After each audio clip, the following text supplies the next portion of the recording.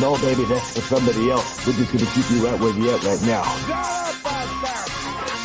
doesn't matter what you think. The Wrestling Wrealm presents Break It Down with Brian H.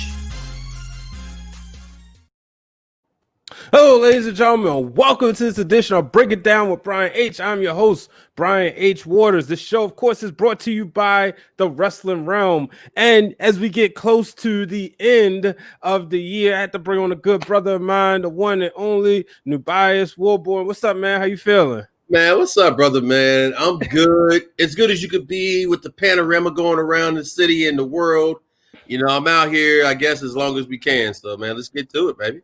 Yeah, man, it's definitely it's rough out here. I'm not gonna lie to you, but you know, one thing is for certain that it's allowed people to come together. Yeah, we've seen some division throughout the years, but I know, especially in our Black journalist community, we've been able to come together really heavy.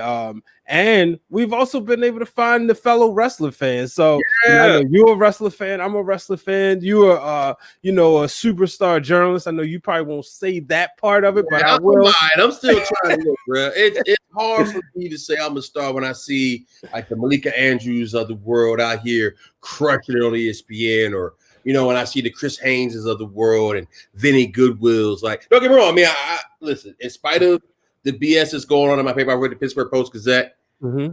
If y'all have read the news, I ain't got to get into all that because it's, it is what it is. But I got a good gig, got a good paper, but I'm still striving, bro. But the thing is, man, the thing I appreciate is that you give back. We got a chance to really talk on the app Clubhouse, and we actually, just got to listen to your knowledge, about the business and some of the gems that you were passing on to young reporters, man. I'm not necessarily a day-to-day journalist. I'm more on the media relations side for a medical institution, but to watch, just to hear, so it's like, man, if I ever decide to get back into that, I could take his advice, Bro, that's touching, bro, because I'm not here without guys like Mark Spears and Ralph Wiley, rest his soul, passing game down to me, and Terrence Moore, who was a columnist in Atlanta, Steve Weiss, and D-Led down in Atlanta. I could go on and name names of his brothers and sisters who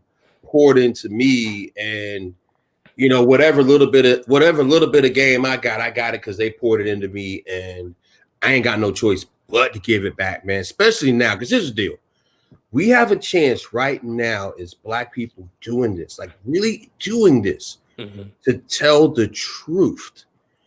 And I don't mean being salacious or all that other BS, but I mean tell people what's happening in these streets. But it's a business, and every business is similar to wrestling. Or wrestling, as I call it. I'm from the South, so it's wrestling in my house. I mean, it ain't sports entertainment still, it's wrestling. But that being said, you got to understand how the business and the mechanisms of how it works, particularly with sports, covering these locker rooms, getting to know these athletes. Because again, these are billion-dollar corporations. They ain't just going to just give you stuff just because somebody likes you. You got to show them that you're doing the work, but you got to do it the right way. But yeah, man, I love talking journalism because I enjoy the craft, man. And it's a stupid business to be in. If you look at all the topsy-turvy, you look at all the layouts, you look at all the BS, man, it's not exactly the most brightest calling in the world, but I still love it and I enjoy it. And that's one thing I learned when I first decided, that's what I wanted to do, that I was told, make sure you love it. You know what I mean? We're here for wrestling. What was your first pro wrestling memory? Oh my God. Let's see. It would have been, all right. So, it's for the audience. My skin looks good and everything, but I'm in my late 30s. So I've been around, and I'm from Atlanta. So, I grew up, NWA. Okay. And so my first memory really was, there used to be this show on Saturday nights in Atlanta. And they would just have all the wrestling cards from all the territories. So you get the Canadian wrestling, you get Houston, and you get Dallas, and you get San Francisco, and all that. So it'd be literally from 6 p.m. to 2 a.m. And Joe Pedicino and Bonnie Blair used to host this show. and my grandmother would fry fish and make biscuits for my granddad and I, and she'd make the grits and everything old school, and he'd sit up there and I'd have my little cup, and he'd have something different in his cup, but we sit there and watch the wrestling, man, and we just watch all the shows, and I really started to learn about the territories in particular and how they worked, and how you'd see Ric Flair as your NWA champion, the traveling champion. And it's kind of interesting how NWA has kind of brought that back, right? Yeah. Very fascinated with 10 pounds of gold.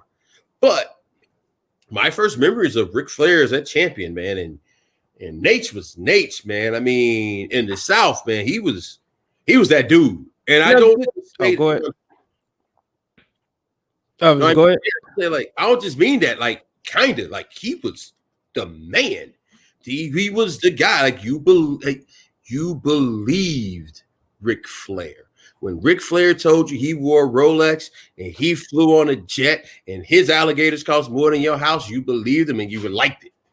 Because he kicked it like a brother. But then there's also Dusty Rhodes. Right. That's what I'm saying. Like, did you dislike Ric Flair growing up? Like me, obviously I'm born in 86. So like watching him on WCW, I couldn't stand him. I was a Sting guy, See, I was the opposite. Okay. I like the trash talkers. I like the way I like the way Ric Flair kicked it. Like, he was a debonair brother, well dressed. Came out with his associates. They were well dressed, kind of like the Hurt Business is kind of trying to copy now, but it's not quite the same because they're not going to really let them boys eat like they should. But that's a whole other conversation. But I just like the way Ric Flair kicked it, man. Like, all right, let me put you like this. Like, how wrestling could be. Like, some of it could be kind of corny and kind of hokey. Like, let's be real. Ric Flair was cool. Yeah. And I liked cool. I mean, don't get me wrong. I mean, Sting was a great wrestler, but he had like the pain and the hair. It just looked like something, you know what I mean. Now, by the time Sting came along, were you in your teenage years? What's that? Were you like in your teenage years by the time Sting come along? By the time Sting came along, I was in my early teens. Okay, because like I was born in 81. So okay. We're only 5 years apart, but in wrestling years, that could be a difference. Oh, it's a huge difference. Yeah, like my co-host, the real Dwayne Allen, he's 2 years younger than me. But I was Hogan, Savage, And where you from again? Baltimore. But see, that's also why too, because you were in the WWE territory. I didn't rock with WWE or WWF, excuse me. I didn't rock with it. I was in WA because again, I grew up with the territories. Yeah. And so I mean you did too, but kind of it was over. That territory days were over. Of conscious mind of watching it. Vince. I mean, and it was a great business decision. Yeah. On his end, it just hurt everybody else. When was your first exposure to the WWF? I would say, I mean, I was always familiar with it. Okay. I just thought it was corny because it was the 80s. It was like they were doing all the rock and roll stuff and it was silly. And it just didn't appeal to me, but I always knew about it. Okay. But again, because I told you like they would have the show where they would show all like the cards from all the territories. And WWE would be WWE. So weird. It's so weird because for so long I thought I would never call it WWE, but it's been WWE for so long and it's not even natural to call it WWF. I mean, I would imagine like if you don't have the network, which by the way, you should get the network if you don't have it. If you ever love wrestling in general, if you don't watch it now. Even if you don't like today's WWE product, which I can understand why you don't, because a lot of things they do just don't make sense, first of all. But we might could get into that later. It's your show. I'll let you kind of guide that. But reason why I liked NWA back in the day, because what they did made sense. When Dusty Rhodes comes out and gives you that Hard Times promo after, they injured him. They took him out. They took out Dusty. And Dusty's talking about, the steel workers and I mean, you could play that promo right now today and it would still be as relevant as it was 30 years ago. Wow. A computer that took your place. Computer took your job, Daddy. I mean, hey, can you go and watch it? Kick it, man. Look, like that is real because that is what happens today. Although now you probably don't even get to go watch it anymore because nobody retires from a job. But so now I guess it's tell the truth. but computers are still taking people's jobs.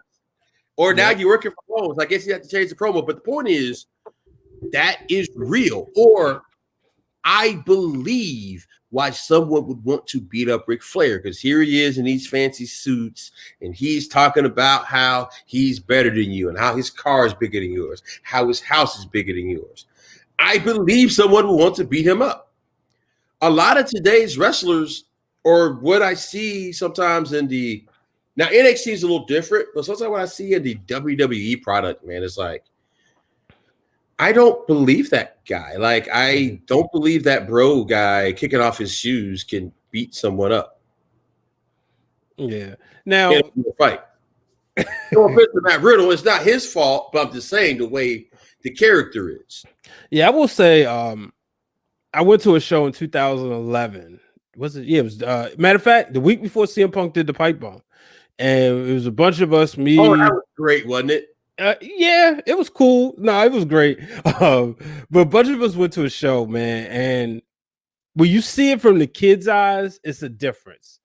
Like, I'm sitting there rooting for all the bad guys just because, and it's Alberto Del Rio versus Rey Mysterio. So I'm rooting for Del Rio just to agitate these kids, and they were like 6 or 7. Oh yeah, to the point. Hot with you, boy. Yeah, they start turning around looking at me, and then Dwayne goes, "Hey, yo, it's more of them than it is of us." Right. And the parents who probably didn't like wrestling, they just took their kid, started laughing and loving it, you know. And that's the fun part. And you know, and my kids will watch it here and there. Yeah, my son will look at it a little bit, then he'll go watch his other stuff. He's 11, then he'll come back. But then he looked at me one day because I was rooting for Roman Reigns. He was like, I don't like Roman no more. He's arrogant and this, that, and other. The things kids supposed to say. Of course. And you know, and I look at it like, and I'm like, I see people like literally get mad. Like, I'm like, dude, first it's wrestling. Like, but here's the point though. But when wrestling is good, and the reason why I still like wrestling, even though I could get into all the racism stuff, and maybe we'll get into that here, and everything else with the way they depict pretty much every black character that's ever been on WWE programming, or the way that they hid The Rock's race for you. Anyway, all that stuff. You can go all those places, right? But the core of wrestling is, why do people fight each other? Why do we fight? Why do I get into a fist fight or altercation? You got something I want. Hey, either A, you got a belt, I want that belt. Or B, you said something about my woman and I'm going to get you back for that. Yeah. Or C, it's just pride. There's only so many reasons why people fight. And wrestling taps into that when it's done right, which is why I love what they're doing with Roman Reigns. Because you can believe that whole, now again, some of it kind of gets into some stereotypical racist tropes, because again, I mean, it's wrestling, right? So I mean, the whole Samoan family tribe thing, all that tribal BS. Okay, all right. But you know what? I can believe that's how it might go. Yeah. I believe that. Because they're also, the other part is, they're not hiding from us the fact that we know that Roman Reigns and Jey Uso are actually related. Like I worked in Tallahassee for a while. I covered high school sports down there. Okay. And so I was familiar with that family as high school football players. I covered Reigns when he was at Georgia Tech. When he was Joe. He's a big dude. Like, so I know that he plays football. And plus, I mean, we know kayfabe is dead. Kayfabe does not exist in the way that it does anymore. However, you can still make it make sense. Because you look at somebody like Roman, he should be a dude said, hey, okay, fine. You don't want me to be champion? You don't like me? Okay, that's cool. Your mama likes me.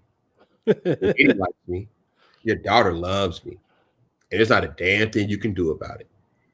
And if you think you want to do something about it, you get in this ring, whether it's anybody in that locker room, or hell, even you in the audience, you asshole. If you want it, you come try to do something about it. And nobody in this building, nobody on this planet can stop me from doing what I want to do. And so when he wears a shirt that says show up and wreck people, it is perfect because it goes into everything that people think about the business. Like people think, well, he's the chosen one. Okay, fuck it. If that's what you, I don't know if I say that. I'm sorry. If you good, I can turn on the explicit. All right, my bad. All right, but I'm saying, but like, hey, that's the whole thing. I believe that Roman probably pulls strings. I believe it because let's be real, it happens, right? Like Vince chooses. We know this. So why not play up on it? Yeah. Why not? It's brilliant. It is the best thing that WWE has done is making Roman Reigns a heel, but not only making him a heel, but making him a heel the way. And there's little subtle things they do. So like when Paul Heyman is talking, Paul Heyman, if you notice when Paul Heyman was the guy for Brock, it'd be more Paul Heyman doing everything. And occasionally Brock would get in his face a little bit, but not for real. Heyman acts like he's afraid of Roman. He do. And I love it because he's saying, Paul is like, hey, I may do some bad things, but I would never do that. That is Roman. We're like Roman beating up his own cousin after he beats up Kevin Owens. I mean, that's despicable. But we all got families. And every one of us has a cousin that we probably would hit over the head with a chair if we could. It just makes you wonder too, with that story, what's going to happen when Jimmy gets back? Is Jimmy going to fall in line, or he tell him? Because that's the thing. You could go either way. Which is what good wrestling booking should be. You could go and say, okay, Jay, just fall in line. And that goes one way. Or you could say, hey, Jay, we might be ready to make you into something. Buck. And then that goes away. And then you get them back. Because that's why I was saying when we first started talking in the clubhouse, I was asking the question, why isn't Otis going back after the Money in the Bank briefcase? Why isn't he going after it? Why hasn't he even said anything about it? Yeah. And you split him up from Tucker. Has he gone back after Tucker? No, and as he said, I think he even mentioned he would deal with him later. Tucker doesn't even look the same. Right, which is stupid. He looks like a jobber. I didn't realize it was him. You know, and he was in one of those 24/7 matches. Yeah, it's like a creative wrestler. Yeah, it's like 8-9 dudes in there. None of them matter. I mean, I kind of like what they do with R-Truth there. Because by the way, I mean, I love the way they let R-Truth still work, but not really work.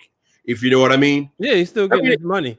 Yeah, look, he's old, and I mean, when R could go, he could go with the best. He can still do a little bit, but you don't want that man in there doing 30-minute Broadways and at his age. But you know, those little segments, they're cute, they're funny, they break up the monotony a little bit. You know, none of it's serious, and you know how you know it ain't serious because whenever anybody worth a damn gets a chance to get the belt, they just throw it. They don't even look at it. like Lashley had a chance to just take it just because he could, and he's like, yeah, whatever. Yeah. Here's Tozawa, or who did he put on top of R-Truth that time when he came out there? Was it Gulak? Yeah, Gulak. Yeah. Okay. Here, you can have it. Yeah. Like Brock Lesnar had a chance to get it. He just like literally just snickered at it. It's just like, what do I want with this? What is this? This gimmick. That's all it is. Yeah. I mean, like, but I love that they don't hide that nobody worth a darn wants that belt. Nobody who matters wants it, and they don't even hide it. I do enjoy that because we know that belt is meaningless, right? But R-Truth actually makes me care about. You know, it got us through the pandemic. You know, it's another one of those things. They got hit with everything. Okay, what do we do as far as, you know, how to keep the shows going? Shout out to the NBA because they followed their lead. But I think the difference is, so I was listening to LeBron saying that they didn't even get the energy from the crowd because they said the only thing they heard was sneakers in there, where I think like the WWE wrestlers do get that feeling from that energy from the Thunderdome. Well, they do now when they got it to set up. Because here's the other thing too: is you ask a wrestler, they'll tell you. They gauge what they're doing in the ring. Well, they used to. Now, of course, you know it's all whatever. But back in the day, you could call stuff on the fly. You could switch it up a little bit if the crowd's not reacting to a certain thing. Or if they are reacting to a certain thing, you can go with it.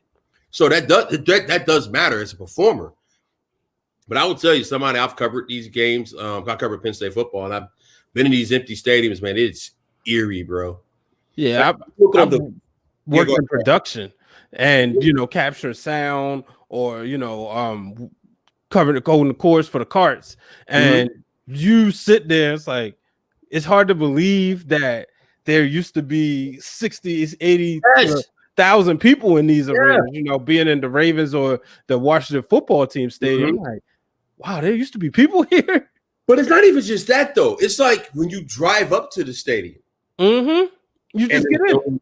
There's no tailgating. There's no anything. Like, it really hit me at Michigan. You're talking about the big. Now, yeah, Michigan's not good right now, and Penn State wasn't good going into the game, but it's still Penn State, Michigan at the Big House. ABC game still. When you drive up to the stadium, one, you get a hotel in Ann Arbor because they're cheap. You normally can't even stay in Ann Arbor. You got to either stay in Detroit or stay in Toledo because everything's so expensive. But I actually got to stay in the city. So that was kind of cool, but then nothing's going on. But the other part is you get up to the stadium, you ride up the stadium, there's no traffic. James Franklin said it best. He was like, hey, man, I miss getting in the bus and people, flipping us off and throwing stuff at the bus and all. You don't have that. And that matters. That revs you up. And when you don't have it, it's hard to get up for these games. And but with WWE, they've done a good job of, I will give them this, the in-ring product. They've managed to tell some good stories in the ring. Yeah. And pay-per-views are shorter too, because it's not so many people there and they was following protocols. Yeah, WrestleMania was WrestleMania, so they did it over 2 days, thankfully. I like that. But SummerSlam felt like the old days where it was only, I think, 3 hours this year, as opposed to these 4 or 5 hour long pay-per-views that after you finish, you was just like, all right, but you felt like the main event, and it's like you don't have no energy to get into it. You're done. What was your first show you went to? I used to go to a bunch of those TV tapings at the Civic Center back in the day. So like you go back and if you have the app, like those ones they do at the TV studios, I used to try to do. Oh my God, it was so bad in comparison to what's happening. I mean, they were good at the time. I didn't know any better as a kid, but it's small. There's a little 200, 300 people in there, and so I used to go to those. So like there's like. You go back and look at some of those like Ric Flair versus like Ron Blassie matches, and like I'm in the corner. So like those are the first. But I've been to a few Manias. I've been to SmackDowns. I've been to I haven't. I've been to a little bit of the AEW product. I did some work in Japan, so I've been to Japan shows both in Japan and in America. New Japan is so fascinating to me. Yeah, which stop? What's that? Did you go to? What's that? Which WrestleManias did you go to? Oh, geez. Well, the 28 and 33. Yeah, I went to Atlanta. I went to Tampa this past year. Not this year. No, excuse me, not Tampa. What was the last one that we actually could go to? Oh, the Kofi Mania? Yeah. Okay. Yeah. I was at that one. And that was just a humbug.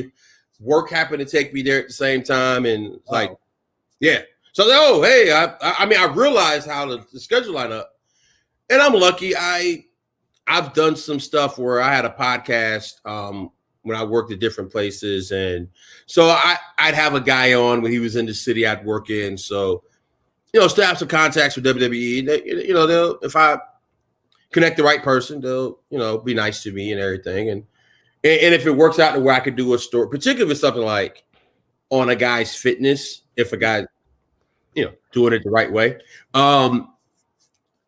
cough, you can do those kind of stories, or again, because most of these guys, played college football somewhere, so there's always an angle to tie back to sports. When I can, I do, and I get a little bit of access, and I still enjoy going to events. I still enjoy WWE's product. I enjoy it now more than I did when I was younger, because I was definitely on WCW side during the Monday Night War. Oh yeah. I was all on it until WCW just got stupid.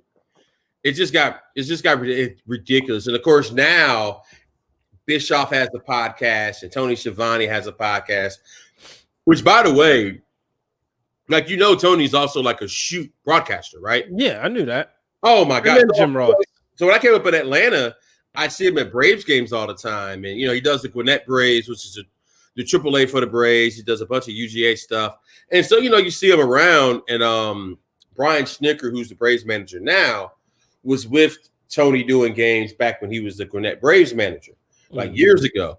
And Snit would always joke about how, like, when they would go to these cities, particularly like Norfolk, Virginia, and Richmond, Virginia, some of these other places in the Carolinas where, like, the NWA was really heavy. He was like, man, they'd be at the hotel. It's a minor league baseball team. And Tony Schiavone has more people trying to get autographs from him than the baseball players. That's awesome. Yeah, man. It's crazy, man. It's business, man. It is a weird, strange thing.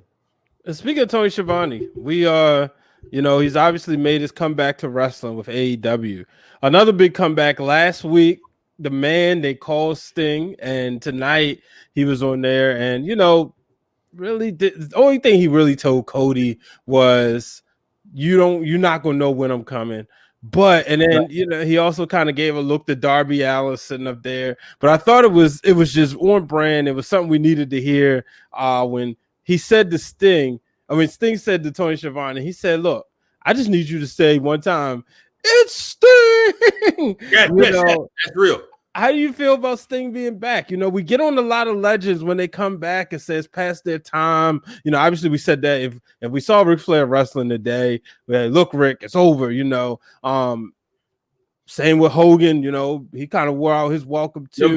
Their bodies. I mean, Sting, he stayed away from. I mean, yeah, he was in Impact, right? Mm-hmm. But we wanted him in WWE for so long. He finally gets there. Unfortunately, only has 2 matches. Seth Rollins tried to kill him. He should have went over. First of all, he should have went over against Triple H. That was BS. He should have went over in that match. Triple H. I was mad that day. I got up, walked away from the TV for 2 seconds. Triple H didn't need that win, man. I mean, it was all for his ego, and that's. I'm not trying to hear a story that was coming down the line or whatever. Sting should have won at WrestleMania. Hey, right. Give him that. He deserves. I mean, listen, Sting, a hard worker, from what I understand, lived in comparison to wrestlers against, of course, pretty clean lifestyle, which is why his body was able to hold up. Also, the way he works now, I mean, he could probably stop a good match, I guess. But I'm kind of indifferent, and also too, I find it so hilarious. AEW fans love crapping on WWE for bringing back all the legends. And what AEW doing? Yep. You got Arn Anderson back out there. You got Jake the Snake out back. I mean, which again, I like Arn. I still think Arn is one of the 3 best promos ever. Who's a better sidekick? You're a sports fan. Who's a better sidekick? Him or Scottie Pippen? Ooh. See, how much time we got? Because, see, that's a whole conversation. Mm-hmm. But see, the thing about Arn, I'm going to tell you something else I like about Arn. And this is something that I don't see enough. And it's something small, and people probably laughing for saying this, but I like the way that Arn Anderson, whenever he had a belt, I love the way he held his belt. Yeah. You know what I'm talking about? Mm-hmm. Like most guys will just kind of hold it and kind of just dangling or whatever. Arn Anderson held that thing like it was like a prize trophy. Yep. He's snuggling it and he's holding it close. And like that was like, again, young me is like, oh, shit. Yep. That thing is important. Yep. You get it. Like it's a certain way that that television championship. Yes. I think people love the title because Arn had it and made it look so great. That is, and that's not it. You don't have to say anything to do that. It's just like the energy. You could tell, like, if you try to take this from me, you're going to have to kill me. Mm-hmm. But he doesn't say it. The energy says it. Yeah. Like wrestling would be just those little simple cues. Because we're humans, we go off emotions. Which is one of the hardest parts about the pandemic, because we can't feel each other. You feel me? But with that, through that TV screen, when you saw Arn Anderson, and he's talking about that TV title, and he say, or actually, he's even better when he doesn't have it, because he's like, I feel naked. You know, one of his promos, here. a lot of people don't talk about because it was a weird period of the Four Horsemen. But for me, it was a time like, you know, where I was really by that 94 era was when WCW and WWF had equal time on my television. Yeah. You know, I would watch WCW Saturday night, and you know, I was as a child, I liked WCW because my uncle would have me watching both, but I gravitated towards WWF. Now, being a big Hulkamaniac, I would then, you know, Hogan went to WCW, so now they got equal time. But it was a time when Flair was out of the Horsemen, and it was him, Pillman, Benoit, and him, Pillman, and Benoit, and Pillman was just like jumping up, acting, being the loose. This was the beginning of the loose cannon. He wasn't as pretty boy Flying Brian no more. Yeah. Hollywood Blonde, right? Yeah. This is post that. Austin, yeah. And Orange slapped him like a day, like, boy, sit in your place, you know. And I was like, whoa, you know what I mean? And Orange had them pan hands, man. And then you obviously know about the My Spot, you know, that heartfelt message to Kurt Hennig, you know, and NWO, of course, they shot a little bit according to Arn. His feelings was hurt, but that heartfelt message, you know, not just any spot, My Spot. And you felt it like, man, this guy is really about to retire here, you know? Yeah. I mean, but that's the thing, though. But again, when wrestling is at its best, it is because it taps into our basic primal and carnal needs. Because again, it goes back to what I was saying. What are you fighting about? Because most people are not built to be in a fist fight, all right? Right. Most people are not built to be in combat. Because getting punched hurts. Getting slapped in your chest is not fun. But if someone has a belt and you want that belt, it's like, oh, that belt is pretty. I think I want it. It looked better with me. Or your lady, I want her. Speaking of belts, I got to ask you this question. I ask everybody who's older than me their perspective. I'm going to take you back. Magnum TA, how far would he have gone? Oh, man, he was money. Because I've heard so much. Like, I've watched the matches. Obviously, like we said, the network. The Mid-South DVD is one of my favorites to see the story with him and Mr. Wrestling 2. Shout out to my friend Amber Rodriguez. I was talking to her about it. I said, man, just watch this. And she was like, oh, I'm already on it. But that old school believability, you know, he groomed Mr. Wrestler 2, groomed him only to turn on him. And like I said, I look at him, I see his money, but I always ask people who watch this man in person, how far would he had? I mean, first of all, he's a good-looking dude. I don't think white people are good-looking very often. So, like, you know, just saying. I mean, he had the hair. He had like the hairy, like he looked like, especially in the 80s, he looked like a man. You know what I'm saying? Yeah, manly man.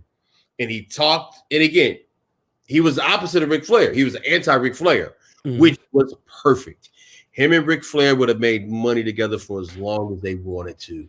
Seriously, because they were polarly opposite of each other, and the way that Ric Flair would talk about him.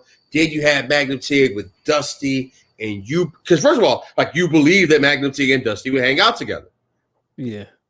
And you could see it. And Magnum had it, man. That dude, he had that charisma, that just charm about him, and he could work. Yeah, he would have been whatever he wanted to be for as long as he wanted to be it, man. I mean, go ahead. Do you think a guy like Hangman Page could model after him? I see what you're saying. I just literally just thought about that. And you know, that's why I love having the show, especially when I got a guest on, because we can really like just sit here and just have these conversations. Yeah, you can make a rundown, but you just jump into a wrestling conversation. No. But I'm saying, I can see Hangman Page, but you know who I can actually more see it kind of? What's my man called himself? He was with the you know what I'm talking about, from Ohio. He's a champ. He was a champion in AEW. Crazy man. Ambrose? I mean, Ambrose, Moxley? John Moxley? I can't remember what he was calling himself. Moxley. Yeah, Ambrose. I like him. First of all, I believe the dude is crazy. Like, I believe the dude is crazy. Like, I can believe it. Like, he looks like somebody who, you know, you might just be hanging out, you might just be chilling, you might be kicking it with the boys, you know, everybody got a little drink going on, and, you know, jokes might be cracking. All of a sudden, somebody say go a little bit too far. Mm-hmm. I believe John Moxley in real life would hit you hard to hurt you. Mm-hmm. Friend or no friend. Yeah. And it might even not, and the joke might not even been that serious, but it is to him. Mm-hmm. I believe him. I can put like, hey man, he's interesting to me. Sometimes I don't know what they're doing with him, because he's got a good look and he can work. But that's the thing, though. It goes back to all this. When you get, because see, it's not like, because I do not call wrestling fake, but we know it's predetermined, right? Mm-hmm. That's the you just like me. I will not use that word. I'm not gonna call it fake. Let me tell you something. The people. Okay, let me tell you something. Even now again, even though it doesn't make sense to take the time to fold the chair and make sure you hit them across the back where it spreads out the most, I will tell you what, if you've never been hit by a chair like that, it hurts. It hurts a lot. I take a bump in the ring. Yeah, man. Like hey, man. It hurts.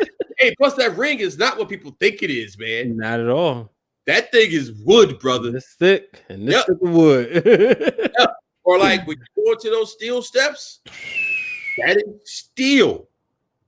Oh, the guardrails. Yeah. Those are. Hey, I'll tell you something else that hurts people don't realize. You start whipping off them damn ropes. Mm-hmm. Well, first of all, with no shirt on, you gotta have to be able to do it. Yeah. Just to run ropes. I did a story back where I did a week in wrestling camp. Okay. Yeah, and I basically nearly died like twice, and I was gonna quit like 10 times because it's tough. I mean, that of course they made it suck even more than it probably needed to suck, but it still sucked. It sucked. And I will tell you this, man. I respect them dudes who do it so much. I mean, you know, whatever it is, but it's not like what I was trying to say. It's not like basketball where like LeBron James is LeBron James. Mm-hmm. In theory, I can make anyone into LeBron James in a wrestling ring if I want to. It is a theater of the mind. But again, something's got to make sense, right? Mm-hmm. Like, I'm curious to see how AJ Styles, how they work the AJ Styles Drew match, right? Yeah. Now, if we were on the street and you saw AJ Styles in street clothes and Drew in street clothes, and you say, okay, these two men are going to fight. Mm-hmm. Who do you believe will win that fight? I'm going to pick Drew McIntyre. He's looking ripped. Unless AJ bringing the big dude. Right. Which, by the way, I like how they're doing him right now. Mm-hmm. That's Shawn Michaels and Diesel all over again, hopefully. Yeah. I mean, I like how they're using him. I like how they're kind of not having him have any contact with anybody yet. Yep. I like how they're doing the stare downs and the whole thing. And he's learning so much watching AJ, being that close to AJ Styles. That's the thing a lot of people don't understand. Why they put him with them in the first place. Yeah. Yep. You learn so much. That's Diesel said he learned so much just watching Shawn and Razor standing on the sideline. Yeah. Because there's still not a better worker in the history of this business than Shawn Michaels. Man, it's like no. Who you got? No, it is. I'll give you that one. I mean, I'm a Bret Hart guy. Okay. Hey. And so it's hard. Like for Shawn Michaels, it's a reason he is the greatest of all time. Although I will say this: if Bret never left, I think Vince McMahon considering the way Shawn Michaels was and the way he was going, he would have said, all right, you know what? Fine. Go do you. Bret would have been the one to put over Austin. Bret would have been regarded as the greatest of all time. Yeah. Shawn Michaels probably would have cleaned himself, God willing, he would have cleaned himself up, came back. But I think all those accolades, I think it would have been more Bret Hart than Shawn because of how loyal he I was. would argue, listen, Bret was, the guys love Bret. You can hear that, and I've been fortunate to be able to interview a few of them and interview them on a shoot. You know what I'm saying? Where you really get to rap with them, like, okay, you take the character down and take all that shit down and just like we were talking. And they love Bret, man, because again, I mean, in boxing, they always say there's no more intimate relationship than you versus the man or now woman that you're fighting in the ring. Yeah. It's the same way in wrestling times 10, because like if I don't want you to body slam me, you're not gonna body slam me. If I don't want it to happen, now if you can make it happen, I'm just gonna go limp on you. And there's ways, or I can make it. I've seen people do it in the indies. I've seen people deadweight somebody. Oh yeah, and it's like, wow, that's the kind of game. That's what y'all doing. You know, that's why they said Hogan was scared the night before WrestleMania 3. Yeah. You know what Andre was going to do? Listen, Andre was what 500 some pounds then. Yeah, if you don't lift it's like in the weight room. Like when I played high school ball in particular, we had our coach was like, he didn't allow us to he didn't allow us to listen to music or have headphones in the weight room. Because he was like, hey, when you were in here, this is serious. Because he's like, hey, this steel ain't no joke. If you were in here playing around, if you're distracted or whatever have you, all it takes is 2 seconds. But then in that ring, you're talking about, now Hogan was a strong man. Like he was a legitimately big, strong dude. Like, you know, minus the other whatever, right? But he was a large man. Andre was literally a mountain. Yeah, you do not move a mountain unless it wants to be moved. And if he doesn't want to cooperate, it could be a lot. Or if the guy isn't skilled, like that was a complaint. What's his name? Not Rhino. The Rhino wannabe had the bald head. You know what I'm talking about. They got Phoebe Moore. Ryback. Yep. Ryback. Yeah, like big dude, looks the part, but just didn't know the inner workings properly to keep people safe. Yep. Because, hey, man, you start slamming people like that. I mean, it's already, if it's done safely all the time, it's still dangerous. If you start slipping up, man, you can kill someone. Yep. Like literally kill. So I will never call it favor. But what I was trying to get back to was I can make there's no way to believe that Daniel Bryan can beat Braun Strowman in a fight. Right.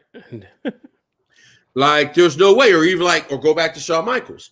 Like, there's no way to believe that Shawn Michaels should be able to beat The Undertaker in a wrestling match. But if I believe, because and again, I love the way they worked the Taker Shawn match, because that was the one that brought Kane out, right? Yeah. The way they worked it was Undertaker was on top the majority of the time. Why? Because he's a 7'1" man. Yep. Versus the guy who's what? Maybe 6'1" barely. Like, it doesn't matter how good Shawn is. That is a monster. You are a man. There's a difference. And that's where I think sometimes wrestling gets away from, because you can make someone believe that Daniel Bryan can beat Braun Strowman, but there's a certain way you have to do it.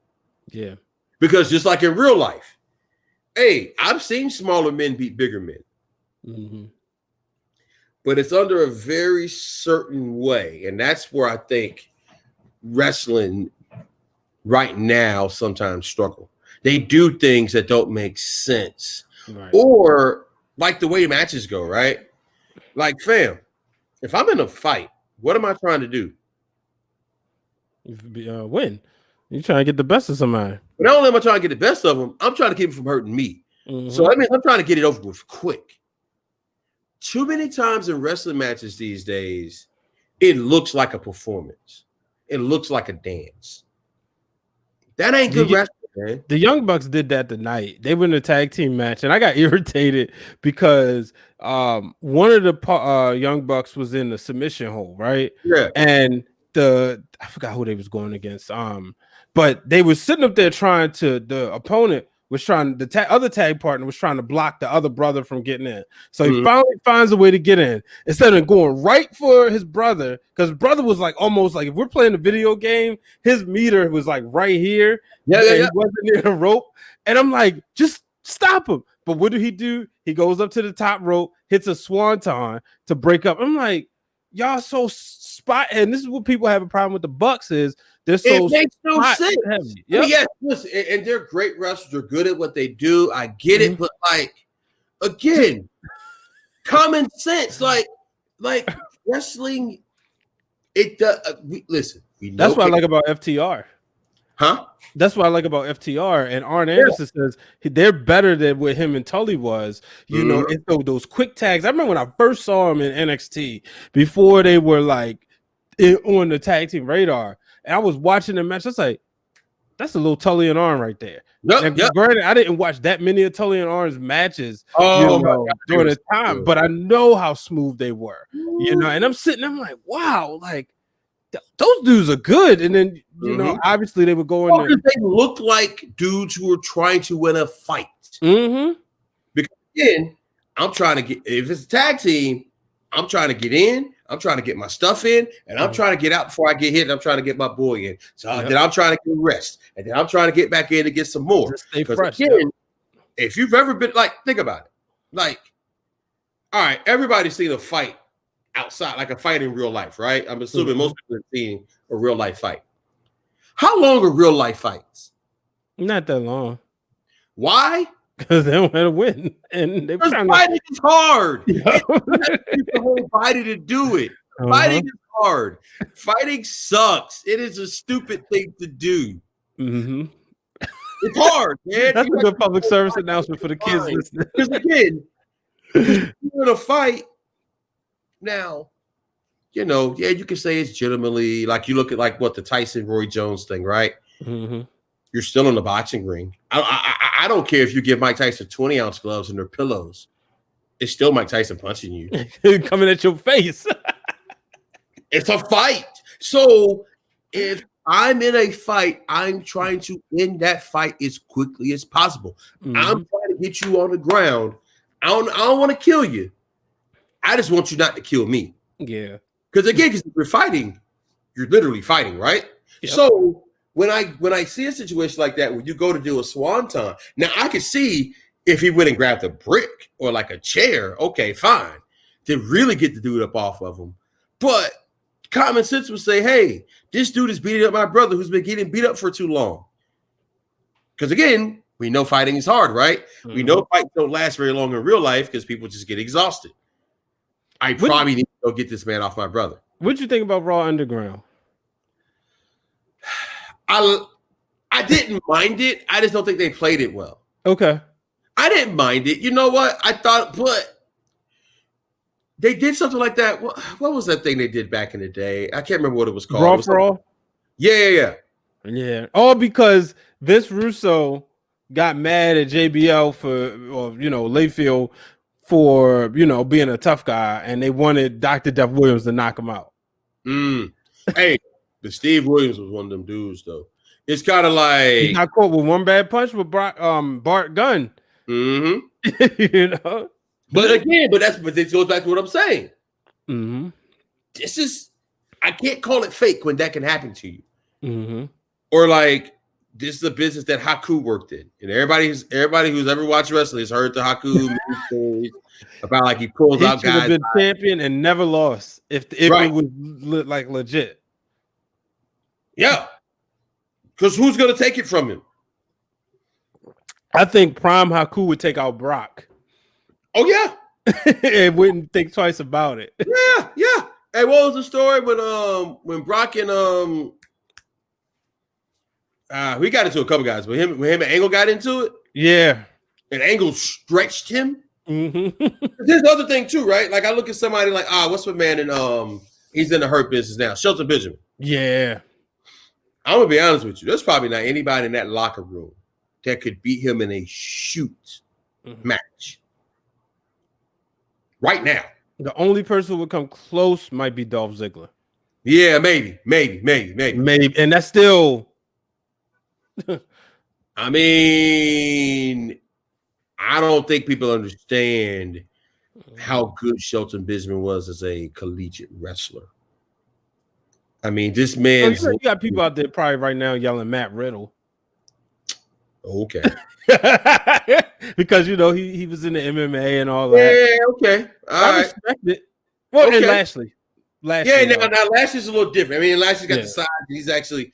But like you said, when that stretch, that wrestling, that Stu Hart dungeon, Shelton Benjamin. Hey, when him and Bronson Kennedy, they called them boys the Minnesota stretching crew for a reason. Them boys would work you, and it's different. I mean, but you've always had those guys who were shooters, especially back like in the 70s and 80s. And again, you get guys, if they don't want to play, you might get the win on, for the storyline. You're gonna feel it though.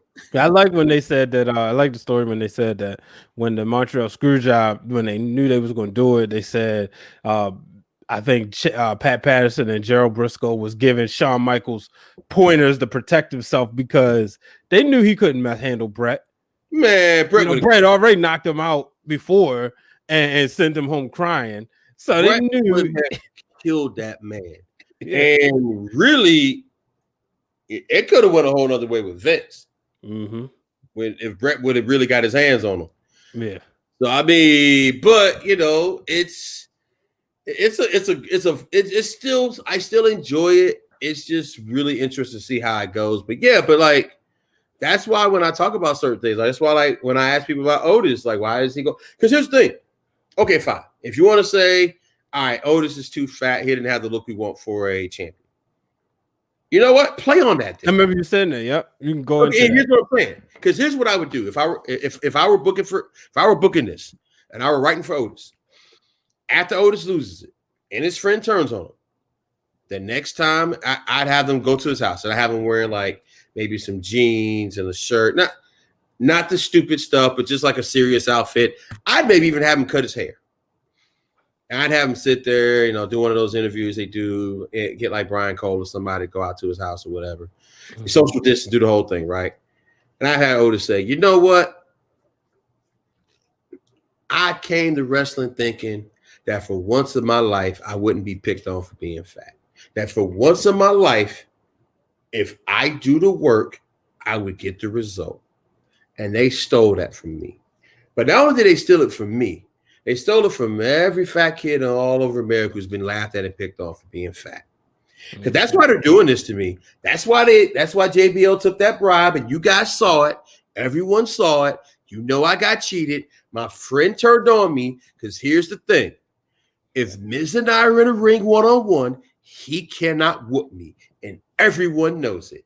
And if Miz wants to do right, if he wants to be an honorable man, he will give me a rematch for that briefcase. And if he doesn't, he will never cash it in. I will be there. I don't care what brand I'm on. I don't care about any of that. I am on a mission. I am going to get it back because I earned it. And I am going to cash it in the fair way, whether it's against Roman Reigns, whether it's against Drew McIntyre, or whomever I choose. I'm not going to sneak. I'm going to do it the right way because, yes, I might be fat, but I am a badass. And you will see what I can do in the ring because when I stop dancing, when I stop joking, I can fight. And another thing you brought up, he didn't even go after Mandy Rose. Right, bro. So you do all this work to get this girl. All this work, as I was gonna say. Put in the work, all sweating, all looking weird, the hams, the whole thing to get the girl. Loser opportunity. Only find out that she loses her best friend in the process. Right. And then you finally get her. Like that's not how life works. You ain't gonna sit here and take my woman from me, take my opportunity to win the briefcase from me, and my friend turns on me, and I just be like, oh, okay, back to the worm. What? Where they do that at? On what planet do they do that? It does not make sense.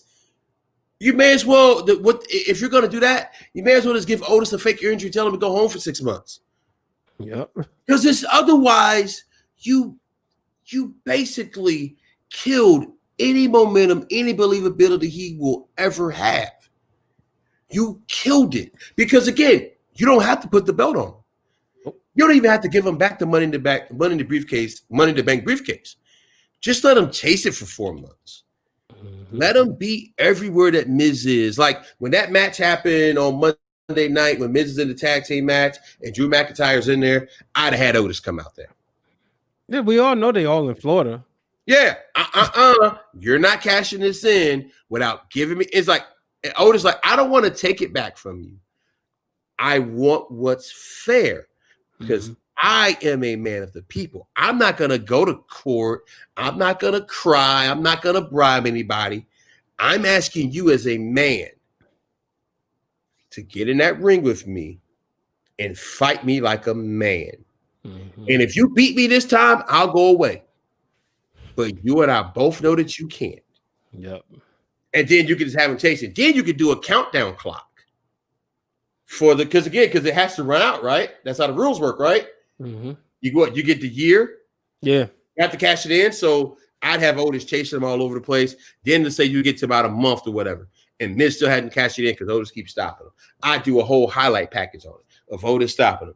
I'd even go as far as like I'd have some type of like body positive person come in and talk to Vince and say, I'd have Otis say, hey man, let's be honest here. He looks at me, he looks at my belly, and he doesn't think I should be his champion. That is wrong. But it's not wrong to me. I'm still making money.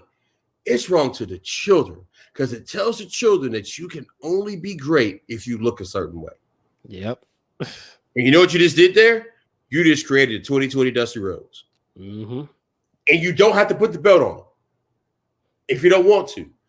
But if the momentum builds up the right way, you could put the belt on, even if it's just for a month or two.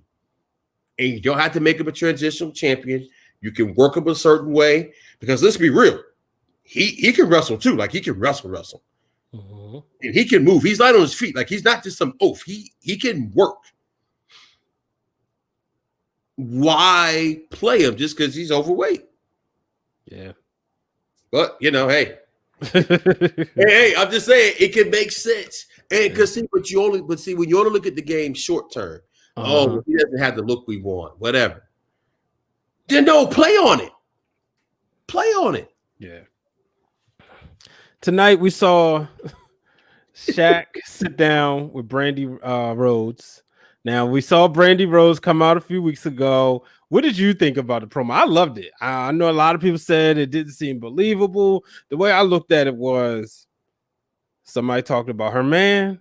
She lost her stuff. Don't come out here talking about my husband. I don't care who you are. And she even addressed that tonight. And Shaq said, you know, he addressed that he makes a lot of jokes on Twitter, and that's all he was doing with Cody, talking about the wrestlers, but he has the utmost respect. But then he said he want to see Brandi and Jay get into it. I mean, first of all, you know, if you're old enough to know, Shaq actually wrestled. So, and even recently he's been in the ring. So like Shaq.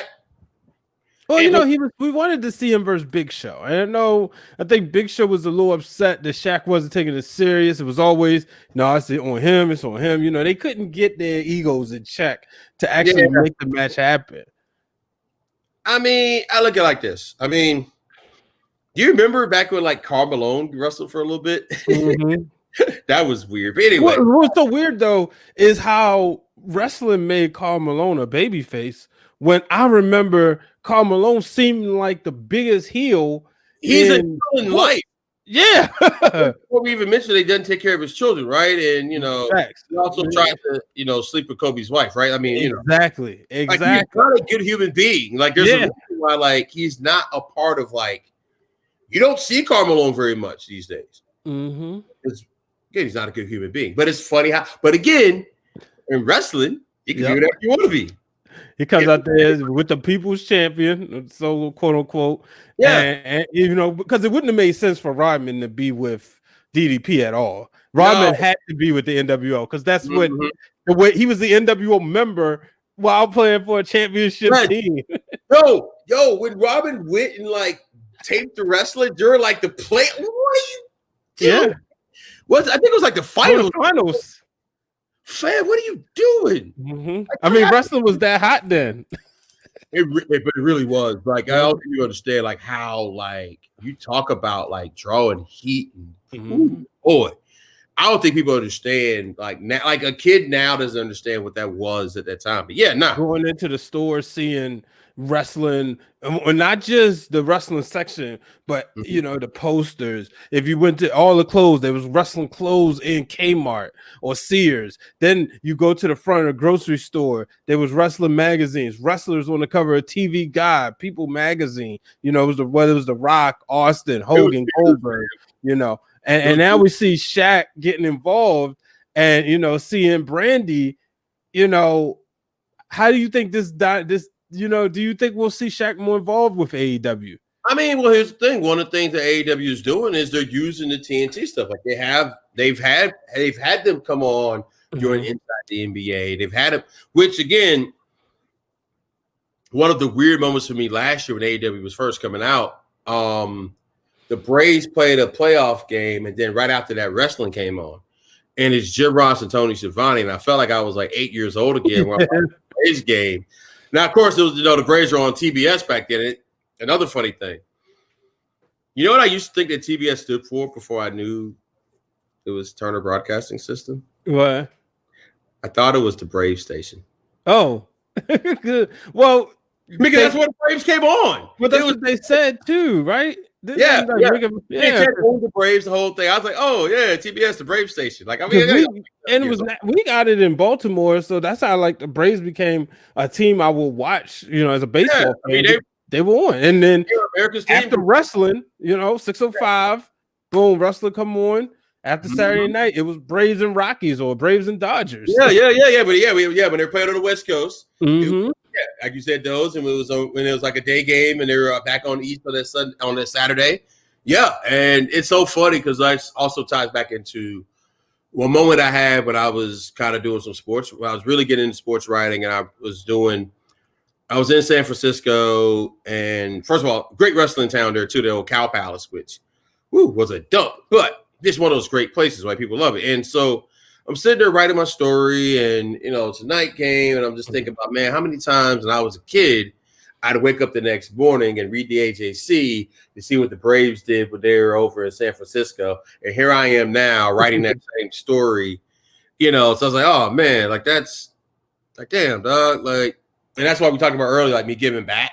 Yeah, that's why I do it, because in so many ways, I'm still like my 9-year-old me's like biggest like dream, like, hey, this dude is actually here, like meeting these people and doing these interactions. So yeah, it's kind of funny how it all ties. But with the Shaq thing though, they could go wherever they want to with it, which is what I love, which is what makes wrestling great when it's right. Because maybe they do that a year down the road, maybe it never happens, maybe it happens in a month. But the way they did that interview sets it up to go any way they want to take it. It does. And that's when wrestling gets at its best. Because that's what gets you coming back every week. Well, when are they going to do it? It's just going to be the week that Shaq comes out. It's just going to be the pay-per-views. It's going to be – that's when they get you, because it makes you watch every week, because you don't want to miss it when Shaq shows up to AEW. Facts. Before we get out of here, the Hurt Business. We got black men in suits. We know how we've seen black wrestlers being depicted. You had the opportunity and the honor to be at WrestleMania when Kofi Kingston became the first African-born WWE champion. Before we get to the Hurt Business, not for Jamaica? No, I'm just kidding. I know, right? What was that moment? Was so bad, man. Yeah. What was that moment like for you? Oh, dude, I mean, I ain't gonna lie, I kind of cried a little bit, man. Because let's be real, like, other than Ron Simmons, who Which actually I've been here in Baltimore. Yeah, before they put him as Farouk or whatever, but like you knew who Ron Simmons was because of what he did it. Which, by the way, like Ron Simmons is probably still the greatest defensive football player that Florida State's ever had. Oh, really? Okay. Oh yeah, no, like when you go down into Tallahassee, it's like this for like. Oh wait, have you ever seen Ron Simmons play football? Just highlights. Never watched like a full game. But I just seen. You talk to the people down there in Tallahassee. That man is a god. I mean, now again, we're talking about the school where Deion Sanders went. We're talking about you can go on down the line. Yeah, great Florida State players. You ask anybody who has any history, they will tell you Ron Simmons is the best defensive football player the school has produced. Wow. Okay. And he was there before Florida State was Florida State, for real. Like they literally say like that's the program that Bobby Bowden built. It also was Ron Simmons. Okay. So like when he gets to wrestling, and again, this is still an era where college football, when he first got into wrestling, where college football was as big, if not bigger, than the NFL.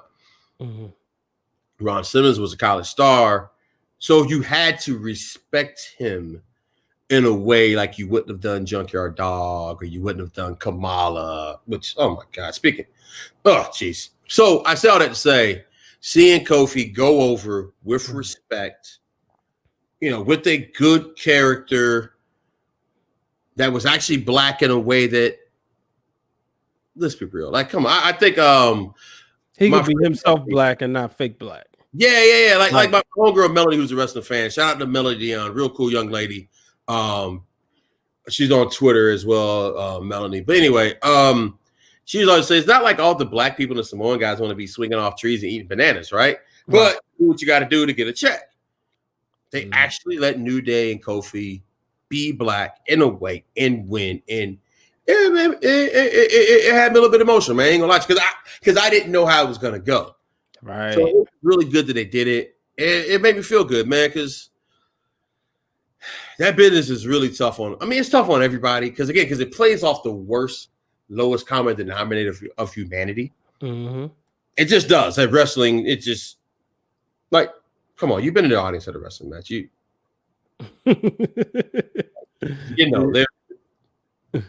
There's a reason why Vince does the things he does, and there's a reason why there's all the propaganda, right? All right, but you take all that away.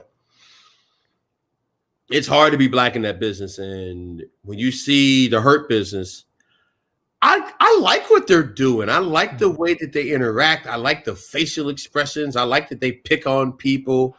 I like that they. All right, so it's kind of like this, right? Like, I love the show Ozark. Okay. But, like, it's one of my favorite shows. I love it. But my only problem was the one time you had a black character. And by the way, I am heterosexual, but I just want to just make that clear to make this point. Whenever sometimes you have a black male character that's gay, he's always submissive. And but we know why that is, right? So, but to go back to this, with the Hurt Business, sometimes with black wrestlers, they're always kind of like, doing the shucking and jiving to, the Al Jolson, whatever. Nah, Hurt Business, them look like dudes who are here to beat you up. They're going to, and I love how they play off the business angle because it's a business. Yep. And we know that things happen back channel. I like that they go right into it. I don't know where they're going to take it because I don't trust WWE to do it right. But I like what they're doing with it. What do you think about it? I love it. I had my little brother Steven Michael Thompson on weeks ago, and he brought up a good point. Seeing black men in suits on a Monday night, well-fitted suits too, not clown suits, like well-tailored art. Yes, it's just watching them, and it's funny. Like Riddle tried to join, and they basically said, "No, you're not black," but they didn't have to say it. That made me smile so much. It was just hilarious. But I want to see Lashley as champion. He now, needs. I know they always talk about this, like, character, maybe you can't speak on the mic. He's boring. Is some of the same white wrestlers had the same shortcomings. Jack Swagger, for goodness sakes. Oh God. So and he couldn't stay out the sauce either. But that's all of the conversation. But I mean, when he finally had a good gimmick, going to win the title at WrestleMania of all places. Right. Right. And so, but think about it.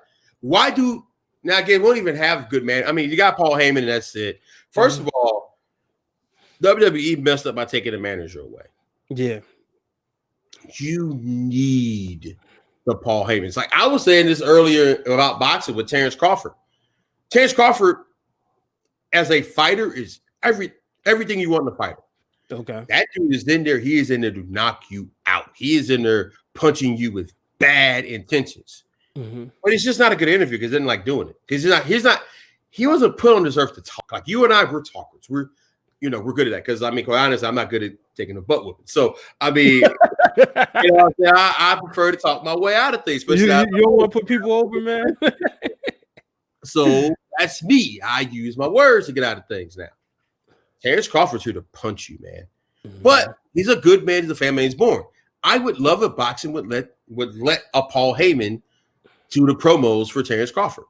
It would make people buy the fights. Hey, because think about it. Just let Terrence Crawford stand there. Let Paul Heyman say whatever he's going to say. And just let Paul Heyman do it.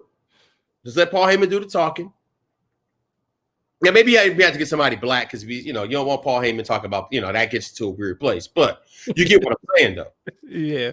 Have Paul Heyman in there saying whatever. Rubber slick. Whatever. Or like a Teddy Long type. Like put Teddy Long with Terrence Crawford. And I'm serious. I'm serious. Like, just let them talk and let Terrence Crawford go in there and do what he does. And I guarantee you people will buy those fights. Mm-hmm. But with the Hurt Business, I like MVP as a talker. He's really good at it. You believe, and first of all, like we know that dude can fight. Yeah, I mean he was in jail. Yeah. Like nah, bro. Like you don't want no problems with that man. So you believe him.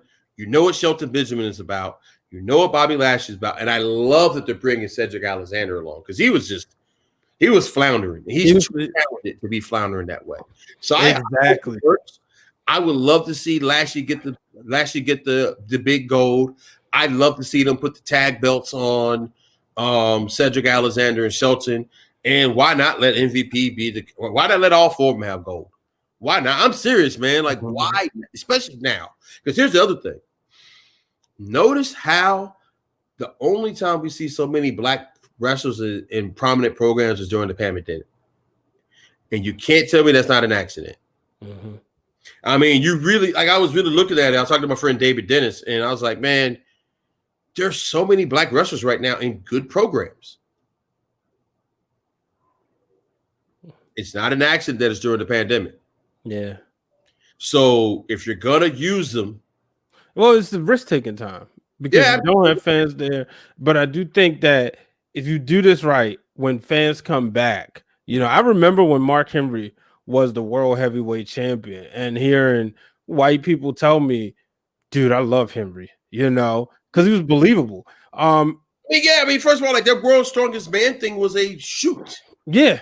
Have you ever seen videos of him lifting weights? Yeah. That's he bent a cast iron. Yeah. So, like, again, you talk about like Ming or Haku, whichever one you call him, or Tonga Kid, whichever one you want to call him, like being someone like, okay, he gets the belt, he never loses it. Who on that roster at the time would you really believe could beat Mark Henry in a straight up fight? Nobody. And that was the thing, is I think with him, you take you like I said, you go back to Kofi, right? Mm-hmm. I remember I didn't go to that WrestleMania. Ended up having a party over here, and I had like everybody, almost like 99% of people who like I had a special bond with in wrestling, whether it was my father, my kids, my uncle, or friends like in the business or my co-host. Everybody was here. And to see that, but like the day before, I wore a wrestling shirt in the streets out, and I'm in the suburbs, right, in the store, and they have people come up to me, white people, white man. I remember it was a white woman and a white man in different stores said, "You going tomorrow?" And I was like, "Nah." First thing they asked, of course, they was like, "Think Kofi's gonna win?" I really hope he gets it. Like you saw, like everybody get behind him, because people aren't dumb. And like, here's the crazy part: Daniel Bryan's my favorite wrestler of all time, and it was the that 2013, 2014 run. It was like how you just like we all love wrestlers a lot of times because we found like who we connect with or somebody we want to be like. And so for the longest time, it was Hogan and Brett. That's who I grew up watching. Hogan, Brett, number 1. Rock became number 2. Never thought anybody would come over Hogan and Brett, but it's like Daniel Bryan, listening to him on Jericho's podcast, talking about just loving the business, going to the store and renting as much videos. I was like, that sounds like something I would do, Yeah. And you put me in a position where I'm rooting against my favorite wrestler, somebody that I never thought was going to come back. And when he retired that time, I shed tears. Didn't think he was going to come back. Then he come back and I ended up falling asleep. I had a long day. I wake up 10 minutes later, look at my phone. Daniel Bryan became champion. I said, "Oh, you got to be kidding me!" Right. But to see that, I was like, "My guy's in WrestleMania, but he's going against a black guy, and I gotta root for this man." Hey, man. Hey, listen. For the audience, there's a certain rule of life, and God forgive me for saying this. And I'm not saying no Jamil Hill carry champion stuff. I'm just saying what's real. You cannot root against the black guy in a fight. Except it's the Velveteen Dream. Yeah. That's, by the way, never mind. I don't even want to go there because we in a good mood. I'll tell you another one I don't like, Leo Rush. You know what? I like Leo. I'll tell you why. I live in Baltimore, and it's a lot of people, 3 people in wrestling. 2, I don't like Leo. It's 2 people that if I hated people, they would be it, and that would be Sami Callihan and Tessa Blanchard. Okay. It's just when you work with some of these cats, they just rude, obnoxious. Okay. I got you. Yeah. All right, so that's a person. Yeah, Leo's a gatekeeper. That's all. You know how we talked about gatekeepers that day in the chat. He's one of them. I hate. That's disappointing because I like. He was the best thing for Lashley. He was a great manager. Yes. Why did it take him? Because again, I liked Leo because he could talk, man. I mean, he could. There's no denying it. Talented. Okay. I thought that Leo Rush was going to be the next Bobby the Brain Heenan. Mm-hmm. And if you know what I mean by that for the audience, like some people might not even know who Heenan is, which is crazy to me how quickly go. The greatest manager of all time who was a wrestler. Yes, because Heenan could work. And so again, if you needed Heenan to take a bump, take one. And if you needed Heenan to, deliver some punishment, he could. Because even Heyman would say, "Well, hey, I was never a wrestler. I was just around the business. I can take it, but that's not what I'm here to do." Mm-hmm. Yeah, I mean, Heenan could work a match still, even up in his years, he could still work if he needed to. Same thing like with Jerry Lawler. Like Jerry Lawler's still working, which Lawler's a whole other thing. But and that's the thing, Leo could have been that. But one thing. I think a lot of people on the internet, and I'll say this, they took Leo's side over Mark Henry. They thought Mark Henry was being a gatekeeper when Henry was just trying, when he called him out in the locker room, said, "Do we got a problem?" And then, next thing you see them two going back and forth. And, and I think a lot of people looked at it as Mark Henry kind of forgetting where he come from. And I don't think that was the case now. Like stuff Booker T be saying about Sasha Banks, that stuff, and Naomi, keep that behind closed doors. We don't need to know it. Don't say that on the air. You know what people are going to say. You know what I mean? But I didn't think Mark Henry. I think Mark Henry got a raw deal, and that just, like I said, it comes from me watching Leo come up in the business locally and shun people. Yeah, well, see, the problem is, man, and this is. We could do a whole show on this, man. Being black. In fact, I had to call a mentor of mine actually this week where I had to be like, hey, bro, you know what? I'm sorry because I didn't understand where you were coming from. And what I mean by that is to do this thing that, not getting wrestlers there, but like to do this thing that we're doing where, we're semi-public, we're trying to advance and grow and, get to the money. Mm-hmm. It's hard and you got to be dedicated and you got to be very selective with what you give your energy to. Because if your energy is bad, particularly in creative crafts, it reflects in your writing. Like I can go back and read a story I wrote and I could tell you what my mood was in a day based upon my lead or like my transitions and stuff. Wow. I could tell that. And I even know lately my stories have been a little bit more dour because, we're trying to play football in the pandemic. Mm-hmm. And it feels weird to talk about, hey, Penn State's linebackers match up this way against, Michigan State's running backs when I don't know if any of them are going to play in the game or not. Yeah. And it reflects. So I started to say, like with somebody like Leo coming up in this business, being Black in this business and businesses. And again, wrestling is still a very small circle. That's why like you see so many families because now, again, the business isn't protected the way it used to be, but it still kind of is. Right.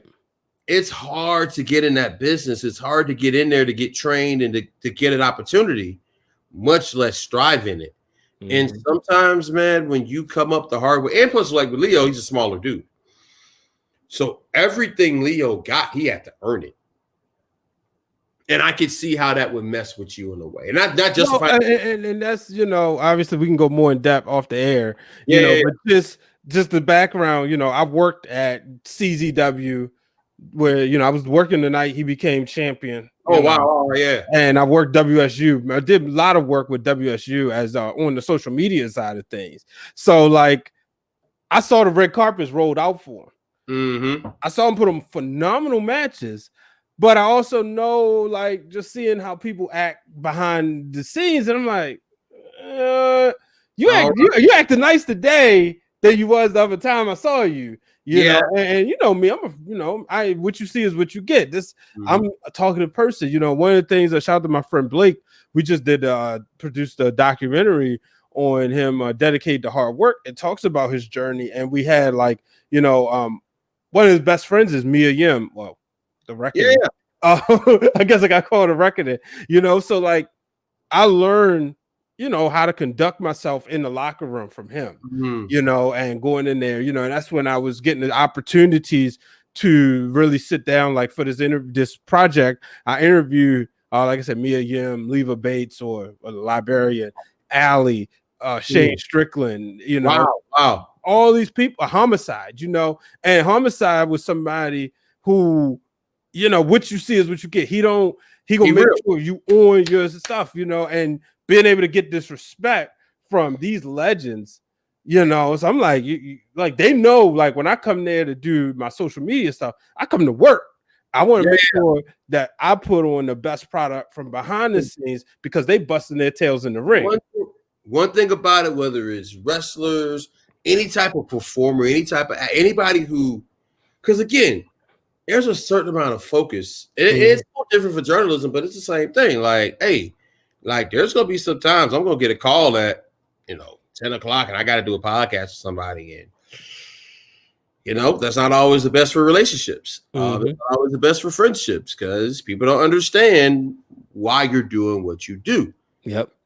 And that's all I'll say about this particular mentor. I was going through a rough period and I was going through a tough time, just trying to reach out, and I just couldn't get him, man. And I lashed out at him, and I felt bad about it then, but I feel even worse about it now because now I get it. Yeah, because to do this shit, excuse me, weekends to do. My bad, man. I forgot the FCC policies, man. I ain't trying to get you.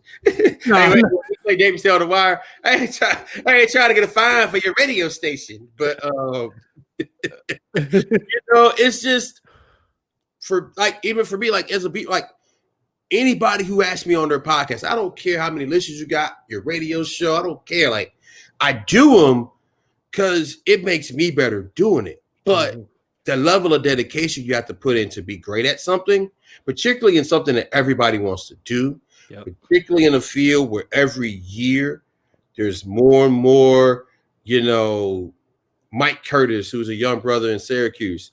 Them young boys like him are coming every year. So if I'm going to stay doing this, I want to get another 20 years out this game, man. This means I got to stay sharp. So my point is athletes respect people because their whole lives are staying sharp. Yeah. Their whole lives are staying dedicated. They will respect you if they see you putting in the grind. They see you showing up every day. And I'm sure, and it's the same way with wrestlers because their whole lives are, I got to be at this place. I got to be there. Like, it can't be, I don't feel well. But it's Saturday. Penn State's playing a football game. Mm-hmm. Now, of course, it's different with a pandemic. I'm not going anywhere sick with a pandemic, especially now more than ever. But you know what I mean. It can't be, I need a mental health day. Well, James Franklin does his press conference today. It's got to happen. Yep. So whatever you got to do to get in the place where you got to be to do that, you got to do it. And those wrestlers have to do it. And that's why they saw it in you. That's why they respected you. And that's how you could tell who's real and who ain't. Because that's really all this game is, man. Mm-hmm. You real out here? Or that's like we said today, man. If you real out here, you ain't, Nay. Yep. Man, let's see if we get out of here. Let the people know where they can find you. Man, so find me on Twitter, Instagram, Snapchat, Clubhouse, N Wilborn 19. That's letter N WILBORN 19.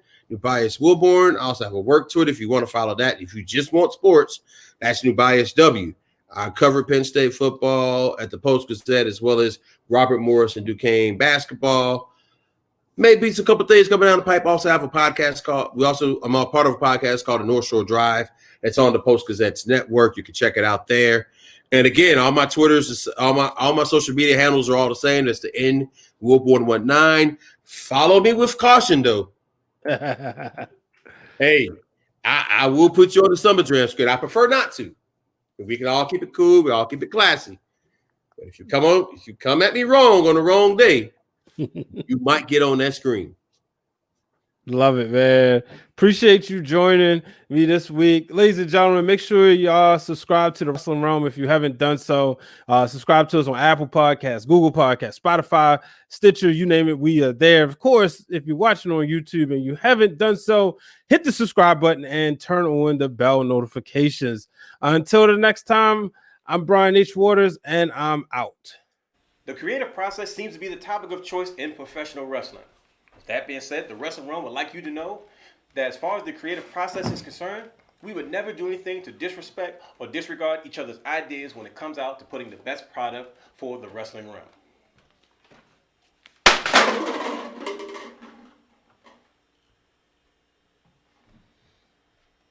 Yeah.